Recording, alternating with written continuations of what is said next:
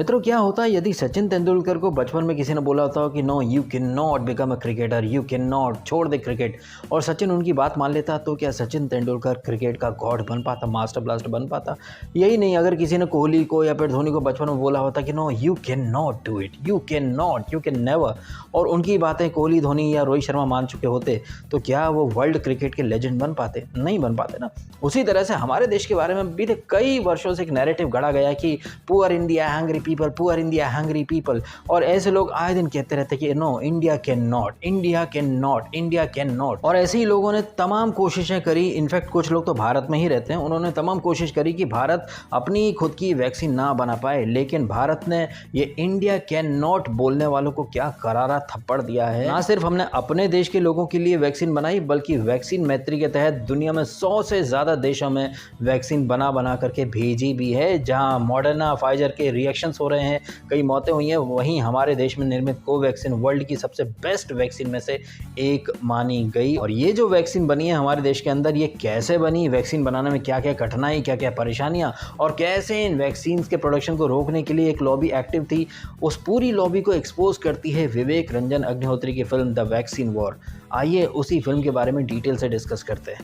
नमस्कार, मैं हूं दीपक और आप देख रहे हैं DSK talks. The Kashmir file की ज़बरदस्त सक्सेस के बाद director Vivek Agnihotri is back, और इस बार वो लेकर के आए हैं द वैक्सीन वॉर। जैसे कि द केरला स्टोरी को कई लोगों ने पहले से ही प्रोपेगेंडा बोलना शुरू कर दिया, वैसे ही कई सारे लोगों ने द वैक्सीन वॉर को भी प्रोपेगेंडा बोलना शुरू कर दिया। जबकि ये जो फिल्म है द वैक्सीन वॉर, ये एक्चुअली में प्रोपेगेंडा चलाने वाले लोगों को एक्सपोज भी करती है, साथ ही साथ ज़बरदस्त तरीके से सल्यूट करती है, रिस्पेक्ट देती है हमारे जो अमेजिंग साइंटिस्ट रहे हैं, मेडिकल टीम रही हैं, रिसर्चर्स रहे हैं, उन्होंने जो सेक्रीफाइस किए हैं, जो स्ट्रगल रहा है वैक्सीन बनाने में, फिर वैक्सीन रोल आउट में, कैसे कई सारे हमारे ही देश के लोगों ने वैक्सीन का विरोध किया था, और एक पूरी लॉबी जो थी ना वो एक्टिव थी। ऐसी ही लॉबी में हमारे देश का सो कॉल्ड ओपोजिशन कहिए, या ओपोजिशन का खरीदा हुआ पिद्दी मीडिया जो दूसरों को गोदी मीडिया बोलता फिरता है, यही नहीं कई सारे सेलिब्रिटीज कहिए जो कि अपना काम धंधा छोड़ करके सिर्फ 24 घंटे सरकार को क्रिटिसाइज करते हैं।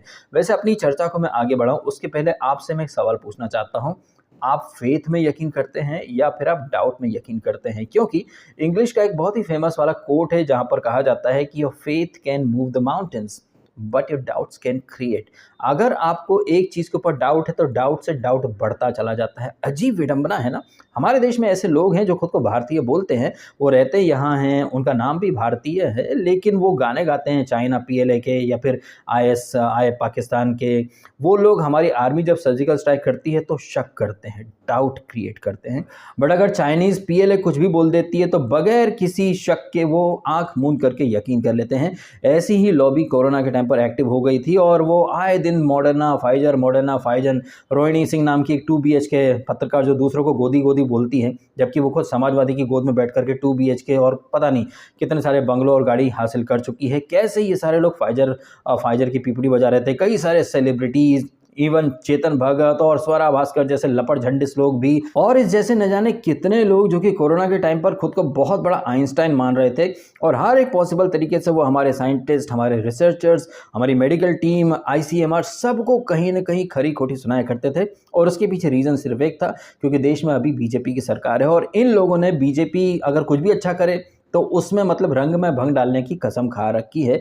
ऐसे ही जो हथकंडेबाजी चल रही थी उस टाइम पर, प्रोपेगेंडा चल रहा था, उस सारे प्रोपेगेंडा को फोड़ करके एक्सपोज करके रख देती है ये फिल्म द वैक्सीन वॉर। इसमें एक एक चीज पूरी तरह से फैक्ट बेस्ड है। अब अगर आपकी याददाश्त इतनी कमज़ोर नहीं है तो आई एम श्योर आपको सब कुछ याद होगा, कैसे चाइना में वुहान से वो वायरस निकलता है, कैसे वुहान से जो पहली फ्लाइट आती है, फिर जो पेशेंट्स एक के बाद एक पेशेंट्स बढ़ने लगते हैं, फिर लॉकडाउन हुआ। हम सब ने देखा है कैसे दुनिया जहाँ से खबरें आ रही थी, इटली में लोग मर रहे हैं, दुनिया जहाँ में लॉकडाउन लग चुका था, लोग अपने अपने घरों में बंद थे, हम सब लॉकडाउन वाले फेज से गुजर चुके हैं, जहाँ हम सब अपने अपने घरों में बंद थे। कोई टीवी देखता था, कोई यूट्यूब पर वीडियो डालता था, कोई उस समय हर कोई शेफ बन चुका था। लेकिन कभी किसी ने सोचा कि वो लोग जो अपना घर परिवार छोड़ करके हम लोगों के लिए वैक्सीन बनाने की कोशिश में जद्दोजहद में लगे थे, उनकी लाइफ में क्या चल रहा था। ये फिल्म उस तकलीफ, उस सेक्रीफाइस, उन सारी परेशानियों को भी हाईलाइट करती है कि हमारे साइंटिस्टों के पास इतना भी पैसा नहीं था कि वो पूरा सामान लेकर के फ्लाइट वगैरह में जा पाते, कैसी तकलीफ से हर कोई गुजर रहे थे। बड़ी विडंबना वाली बात है ना। ये मैं थोड़ा सा आउट ऑफ सिलेबस वाली बात कर रहा हूँ। हमारे देश के अंदर सेलिब्रिटीज़ क्रिकेटर्स को भगवान मान लिया जाता है, उन्हें लार्जर देन लाइफ फिगर मान लिया जाता है। लेकिन वो जवान जो सरहद पर खड़ा है, या वो रिसर्चर्स जिन्होंने वैक्सीन बनाई, या फिर सड़कों पर सफाई करने वाले जो बीएमसी के कर्मचारी होते हैं, इन सब के एफर्ट्स लोग सिरे से इग्नोर कर देते हैं। जबकि हकीकत में देखा जाए तो एक सेलिब्रिटी हम लोगों की लाइफ में क्या कर रहा है, अगर वो पिक्चर बनाए ना बनाए उससे हमारी लाइफ पर क्या असर पड़ने वाला है। लेकिन अगर एक सोल्जर सरहद से हट जाए, अपने घर में आराम से आकर के छुट्टियां मनाने लग जाए, तो क्या हम सेफ रहेंगे? एक डॉक्टर अगर पेशेंट्स को देखने के बजाय शादियों में नाचने पहुंच जाए, तो मरीज का क्या होगा? एक दिन अगर आपकी घर के आसपास गटर या सड़क साफ करने के लिए बीएमसी या जो कचरा उठाने वाले लोग ना आए, तो आप रह नहीं पाएंगे, इतनी बदबू आएगी, इतनी गंदगी होगी।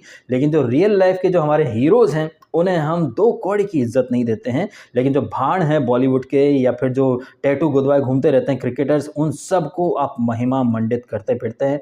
इस सेलिब्रिटी, इस वीआईपी कल्चर, इस सेलिब्रिटी के तलवे चाटने वाली जो एक मेंटेलिटी है ना कई लोगों की, मैं उस मेंटेलिटी के खिलाफ हमेशा आवाज़ उठाता रहा हूँ। यही नहीं, एक चीज़ जिसे मैं आज से नहीं बीते काफ़ी वर्षों से आपके सामने लाता रहा हूँ, वो है हमारे देश का विपक्ष, उसका खरीदा हुआ जर खरीद मीडिया और सो कॉल्ड सेलिब्रिटीज़, इन्फ्लुएंसर्स। कैसे इन लोगों ने भर भर के हमारे जो वैक्सीनेशन ड्राइव था, हमारी जो भारत में बनी हुई वैक्सीन थी, उन सबको इन्होंने डे वन से कहीं ना कहीं बदनाम भी करने की कोशिश करी और लोगों को भ्रमित करने की भी कोशिश करी कि नहीं मॉडर्ना लो, फाइजर लो, ये लो, वो लो। इन सारी टेक्निकल चीज़ों के पीछे क्या क्या जाता है, क्या क्या डिफ़िकल्टीज़ होती हैं, ये सब कुछ अगर आपको देखना है ना, तो आप वैक्सीन वॉर ज़रूर देखिए।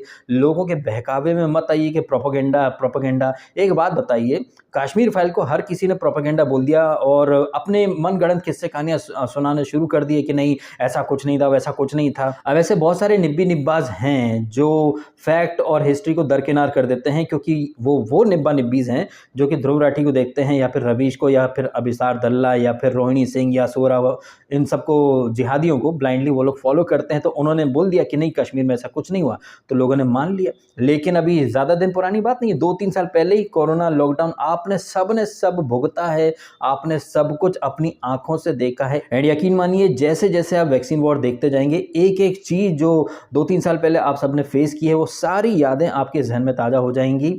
इतना कड़वा सच आपके सामने एकदम रियलिस्टिक तरीके से रखा है, उसके बावजूद अगर कोई इस फिल्म को प्रोपेगेंडा बोल रहा है, तो या तो वो नफरत में अंधा हो चुका है, या वो देश विरोधी है। सीधी सी बात है, जो पाकिस्तान या फिर चाइना के पेरोल पर पलता है। ऐसे बहुत सारे लोग थे, रवीश कुमार जैसे, जिन्होंने डे वन से कसम खा ली थी कि चाइना को किसी भी चीज़ के लिए ब्लेम ना किया जाए।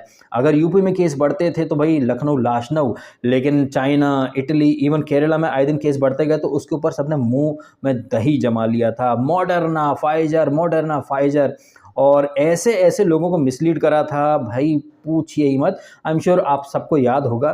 तो वो लोग जो कश्मीर फाइल को तो ये बोल करके प्रोपेगेंडा बोल रहे थे कि भैया हम कैसे मान लें, 30 साल पहले की बात है, हुआ भी हुआ, नहीं हुआ, हम कैसे मान लें। लेकिन अभी 2-3 साल पहले ही आपने कोरोना देखा है, कोरोना काल देखा है। उसके बावजूद अगर आपको वैक्सीन वॉर एक प्रोपेगेंडा लग रही है, तो भाई साहब अपनी आंखों का इलाज करवा लीजिए।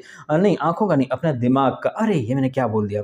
कई लोग जो सिर्फ नाम के लिए अपनी खोपड़ी के ऊपर दिमाग लिए घूम रहे हैं, जबकि उनकी खोपड़ी में दिमाग बिल्कुल नहीं है। वो ब्रेन डेड ज़ॉम्बीज़ हैं, ब्रेन वॉश्ड ज़ॉम्बीज़ हैं, जो कि पप्पू मूत्र पीते हैं, या फिर रवीश कुमार, या फिर बरखा, राणा, सूरा, इन सबको जो ब्लाइंड फॉलो करते हैं। वही लोग द कश्मीर फाइल को भी प्रोपेगेंडा बोल रहे थे, वही लोग द वैक्सीन वॉर को भी प्रोपेगेंडा बोलेंगे। जबकि ये जो वैक्सीन वॉर है, ये तो एक ट्रिब्यूट है हमारे देश के साइंटिस्ट को, हमारे रिसर्चर्स को। एक एक चीज़ बहुत ही डिटेल रिसर्च के साथ बनाई गई है। एक भी ऐसा सीन नहीं है जो आपको ओवर द टॉप लगे, चाहे वो जो लीड कास्ट है, चाहे नाना पाटेकर हो। नाना पाटेकर आखिरी में जब मोनोलॉग देते हैं, जब एक जो पत्रकार रहती है राइमा सेन ने भी काफ़ी अच्छी एक्टिंग की है। आखिरी का जो 5 मिनट का मोनोलॉग है नाना पाटेकर का, माइंड ब्लोइंग है कि फिरंगी जो रहते हैं वो तो हमेशा से चाहते थे कि हम कुछ ना कर पाएँ। ये जो इन्फीरियोरिटी कॉम्प्लेक्स है ना, ये हम सब के अंदर ठूंस दिया गया है बचपन से। और आप खुद देखिए, अगर कोई फिरंगी आता है और वो अपने टूटे फूटे अंदाज में अगर हिंदी बोलता है, तो हम बोलते हैं वाह यार क्या क्यूट है, क्या क्यूट है, हाँ हमें भारत में आकर अच्छा लगा।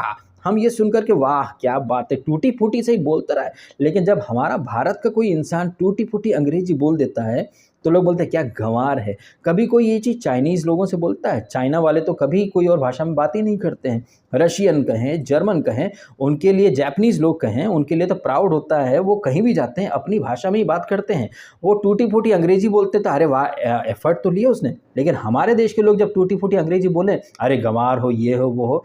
कब तक हम बाहर के मुल्कों से वैलिडेशन और उसकी उम्मीद रखें, उनकी तारीफ़ की? ये जो मेंटालिटी हम लोगों पर थोपी गई है, आज से नहीं काफ़ी समय से थोपी गई है। अगर हमें अंग्रेज़ी नहीं आती है दैट मीन्स हम लोग गँवार हैं, but Chinese, Russian, German, Italian उन लोगों को अगर अंग्रेज़ी नहीं आती तो अरे यार वो अपनी लैंग्वेज पर प्राउड फ़ील करते हैं, तो ये प्राउड हमें अपने कल्चर, अपनी लैंग्वेज पर क्यों नहीं है? ऐसे एक नहीं, ऐसे कई सारे सवाल आपके ज़हन में आएँगे जब आप वैक्सीन वॉर देखते जाएँगे। हमें अपने देश में बनी चीज़ों में खराबी या फिर कमी क्यों लगती है? आखिर ऐसी क्या चीज़ है जो हम आत्मनिर्भर भारत का विरोध करने लगते हैं, लोकल के लिए वोकल होने की बात का मखौल उड़ाने लगते हैं? ऐसा क्यों है कि मेड इन चाइना या फिर मेड इन यूएसए ही अच्छा माना जाए? मेड इन इंडिया को वो तारीफ़ या फिर वो इम्पोर्टेंस क्यों नहीं दी जाती है? ऐसे एक नहीं कई सारे ये जो नैरेटिव है ना, उन सब की पोल पट्टी खोलती है ये फ़िल्म। अच्छा, अब सिनेमैटिक पॉइंट ऑफ व्यू से कहें तो भाई विवेक रंजन अग्निहोत्री ने बहुत ही काबिल तारीफ़ काम किया है। मैंने एक्सपेक्ट नहीं किया था कि विवेक रंजन अग्निहोत्री इतना बढ़िया काम करेंगे। इंडिया की फर्स्ट बायो साइंस फ़िल्म है जिसमें नाना पाटेकर की एक्टिंग, बट मुझे लग रहा है कि नाना पाटेकर ने तो खैर अच्छा काम किया ही है, बट पल्लवी जोशी और जितनी सपोर्टिंग कास्ट है, भाई वो सब मतलब ज़्यादातर फीमेल साइंटिस्ट बनी हैं। भाई सब ने बहुत ही उम्दा काम किया है। वो फ्रस्ट्रेशन, घर नहीं जा पा रहे हैं, बच्चे से नहीं मिल पा रहे हैं, घर में भी वैक्सीन की बातें, बर्तन धोते टाइम, कपड़े प्रेस करते टाइम, मतलब वो स्ट्रगल दिखाया है और काफ़ी रियल इमोशंस निकाले हैं इन सारे एक्टर्स ने। तो एक्टिंग के पॉइंट ऑफ व्यू से, परफॉर्मेंस के पॉइंट ऑफ व्यू से भी ये फिल्म बहुत अच्छी है। और इन सब चीज़ों के ऊपर जो हमारे साइंटिस्ट, रिसर्चर्स, मेडिकल टीम और हमारी सरकार ने मिल करके जो काम किया है वो काबिल तारीफ़ है। अगर वीकेंड पर आपका कोई फिल्म देखने का प्लान है तो पहली प्रायोरिटी में मैं तो रिकमेंड करूंगा कि आपको वैक्सीन वॉर देखनी चाहिए। ऑल्दो फुकरे सीरीज भी मेरी काफ़ी अच्छी फिल्म है, मैं फुकरे 3 भी देखूंगा, बट पहली फुर्सत में मैंने द वैक्सीन वॉर देखी है और मैं आपसे भी रिकमेंड करूंगा कि आप भी ये फिल्म अपने परिवार के साथ ज़रूर देखें। अगर आपने देख ली है तो ये फिल्म आपको कैसी लगी कमेंट करके अवश्य बताइएगा। नहीं देखी है तो खुद भी देखें और भाई अपने मित्रों, दोस्त, सगे संबंधी सबको इस फिल्म के बारे में बताएं, बिकॉज ये जो फिल्म है ये हर इंडियन के लिए और हर इंडियन को ये फिल्म ज़रूर देखनी चाहिए। वो सब लोग जिन्होंने देश में निर्मित वैक्सीन ली है उन्हें तो ये फिल्म अवश्य देखनी चाहिए। फिलहाल मैंने अपना काम कर दिया है, आप भी अपना काम करें और ये फिल्म देखने अवश्य जाएं। फिलहाल अपने वीडियो देखा समय निकालकर आपका बहुत बहुत धन्यवाद। Thank you so much.